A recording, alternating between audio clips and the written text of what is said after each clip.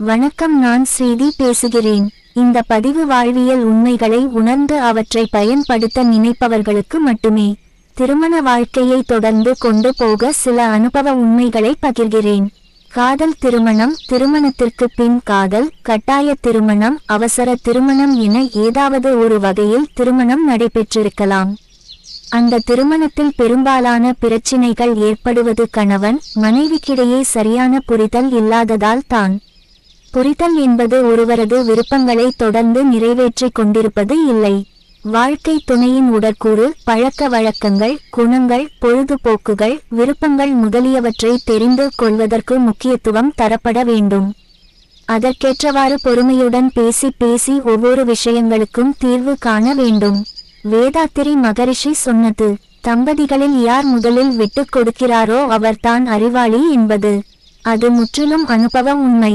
வாழ்க்கை துணைக்கு சிறிது காலம் விட்டுக் கொடுங்கள். புரிதல் இல்லை என்றால் அடிப்படை தேவைகளை நிறைவேற்றி விட்டு உங்களுக்கான எல்லைகளை வகுத்து கொள்ளுங்கள். மிக முக்கியமான விஷயம் இதில் என்ன என்றால், ஆணும் பெண்ணும் சமம், ஆனால் ஒன்றல்ல. புரிந்து கொள்ள முடிகிறதா? ஆம், 1 கிலோ பஞ்சும் 1 கிலோ இரும்பும் சமமாக தான் இருக்கும். ஆனால் இரண்டும் ஒன்றல்ல. பஞ்சின் இயல்பு, அதன் பயன்கள் வேறு, இரும்பின் இயல்பு, அதன் பயன்கள் வேறு.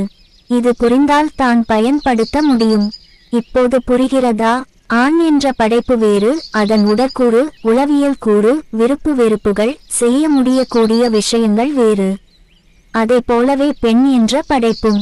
இவை இணைந்து வாழ்ந்து ஒன்றுடன் ஒன்று இல்லாதவைகளை நிறைவேற்றி நிறைவான வாழ்க்கை வாழ்வதே சுற்றுமம். வாழ்வின் ஒவ்வொரு காலகட்டத்திலும் கவனிப்பு, பொறுமை மற்றும் உறுதி இருந்து விட்டால் வெற்றி தான்.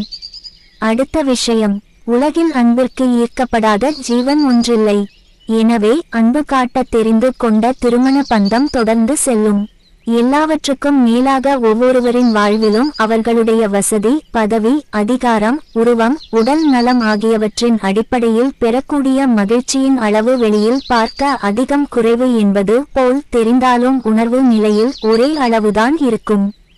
எனவே இதைவிட அது சிறந்தது, அதைவிட இது சிறந்தது என்று எண்ணி குழம்பி வாழ்க்கையை இழப்பதை விட கிடைத்ததில் என்ன இருக்கிறது என்று கண்டறியும் நுட்பம் தம்பதியர்க்கு தேவை. அடுத்த காணொளியில் சந்திப்போம். நன்றி.